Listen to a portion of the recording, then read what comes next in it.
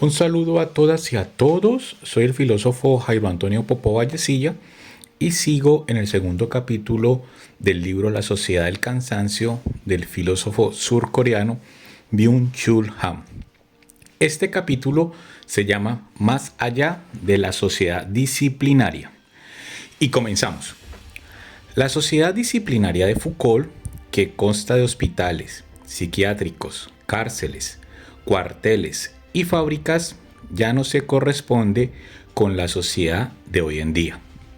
En su lugar se ha establecido desde hace tiempo otra completamente diferente, a saber, una sociedad de gimnasios, torres de oficinas, bancos, aviones, grandes centros comerciales y laboratorios genéticos. La sociedad del siglo XXI ya no es disciplinaria, sino una sociedad de rendimiento. Tampoco sus habitantes se llaman ya sujetos de obediencia, sino sujetos de rendimiento. Estos sujetos son emprendedores de sí mismos, aquellos muros de las instituciones disciplinarias que delimitan el espacio entre lo normal y lo anormal tienen un efecto arcaico. El análisis de Foucault sobre el poder no es capaz de describir los cambios psíquicos y topológicos que han surgido con la transformación de la sociedad disciplinaria en la de rendimiento. Tampoco el término frecuente sociedad de control hace justicia a esa transformación. Aún contiene demasiada negatividad.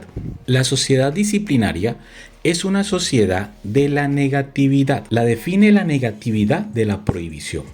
El verbo modal negativo que la caracteriza es el no poder, nicht dürfen.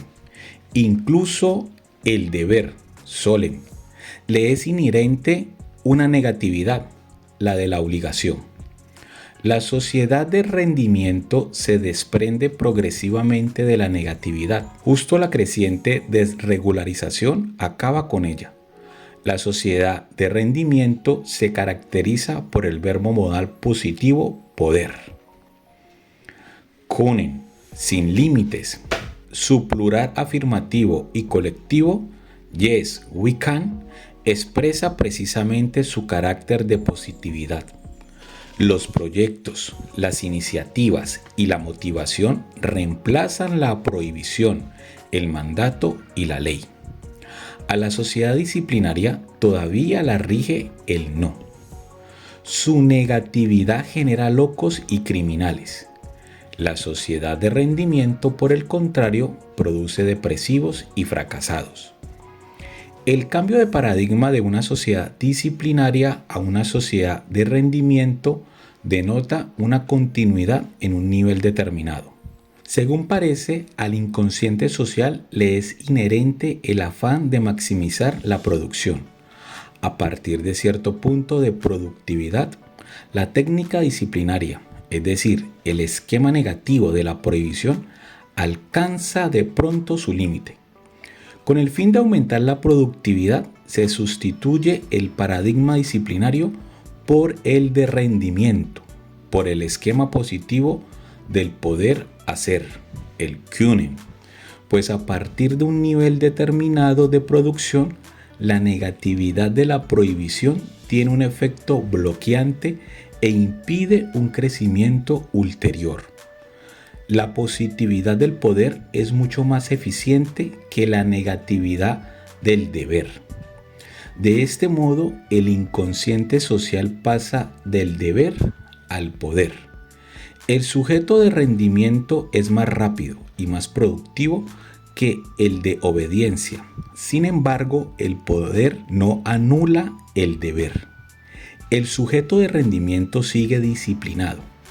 Ya no ha pasado por la fase disciplinaria. El poder eleva el nivel de productividad obtenido por la técnica disciplinaria, esto es, por el imperativo del deber. En relación con el incremento de productividad no se da ninguna ruptura entre el deber y el poder, sino una continuidad. Alain Ehrenberg sitúa la depresión en el paso de la sociedad disciplinaria a la sociedad de rendimiento.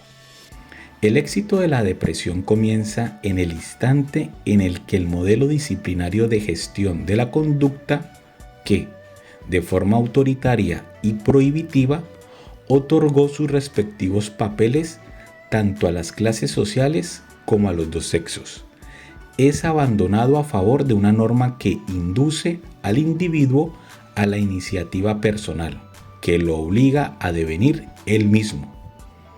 El deprimido no está a la altura, está cansado del esfuerzo de devenir él mismo.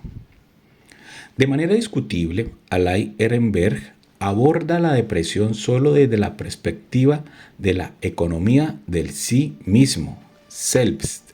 Según él, el imperativo social de pertenecerse solo a sí mismo causa depresiones. Ehrenberg considera la depresión como la expresión patológica del fracaso del hombre tardomoderno de devenir él mismo, pero también la carencia de vínculos propia de la progresiva fragmentación y atomización social conduce a la depresión. Sin embargo, Ehrenberg no plantea este aspecto de la depresión. Es más, pasa por alto asimismo la violencia sistémica inherente a la sociedad de rendimiento, que da origen a infartos psíquicos. Lo que provoca la depresión por agotamiento no es el imperativo de pertenecer solo a sí mismo, sino la presión por el rendimiento. Visto así, el síndrome de desgaste ocupacional no pone de manifiesto un sí mismo agotado, sino más bien un alma agotada, quemada. Según Ehrenberg, la depresión se despliega allí donde el mandato y la prohibición de la sociedad disciplinaria ceden ante la responsabilidad propia y las iniciativas. En realidad, lo que enferma no es el exceso de responsabilidad e iniciativa, sino el imperativo de rendimiento, como nuevo mandato de la sociedad del trabajo tardomoderna. Alain Ehrenberg equipara de manera equívoca el tipo de ser humano contemporáneo con el nuevo soberano de Nietzsche. El individuo soberano, semejante a sí mismo, cuya venida anunciaba Nietzsche, está a punto de convertirse en una realidad de masa. Nada hay por encima de él que pueda indicarle quién debe ser, porque se considera el único dueño de sí mismo. Precisamente Nietzsche diría que aquel tipo de ser humano que está a punto de convertirse en una realidad de masa ya no es ningún superhombre soberano, sino el último hombre que tan solo trabaja. El nuevo tipo de hombre indefenso y desprotegido frente al exceso de positividad le falta toda soberanía. El hombre depresivo es aquel animal laborans que se explota a sí mismo, a saber, voluntariamente sin coacción externa. Él es al mismo tiempo verdugo y víctima. El sí mismo en sentido empático es todavía una categoría inmunológica.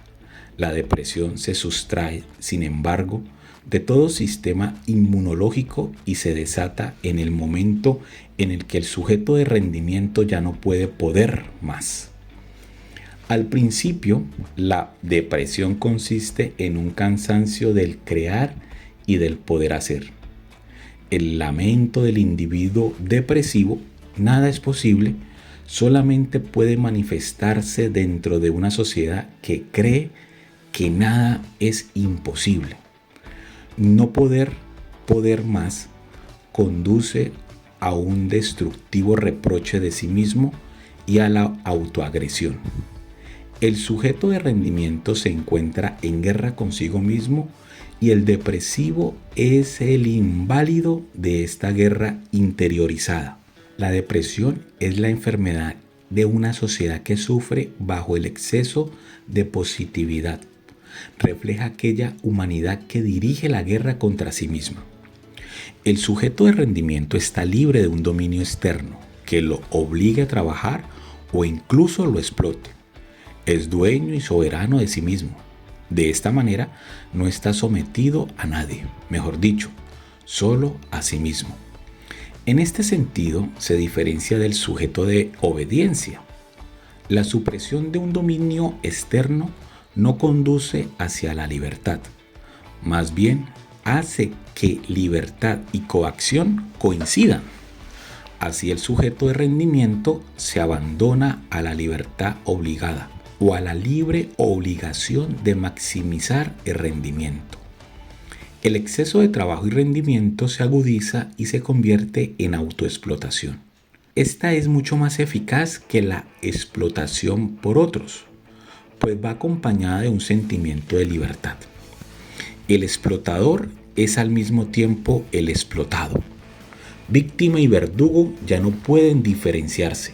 Esta autorreferencialidad genera una libertad paradójica, que a causa de las estructuras de obligación inmanentes a ella, se convierte en violencia. Las enfermedades psíquicas de la sociedad de rendimiento constituyen precisamente las manifestaciones patológicas de esta libertad paradójica. Bueno, mis queridos estudiantes y seguidores, por favor darle un like, suscribirse al canal y los espero en el siguiente capítulo del libro que se llama El aburrimiento profundo. Hasta pronto.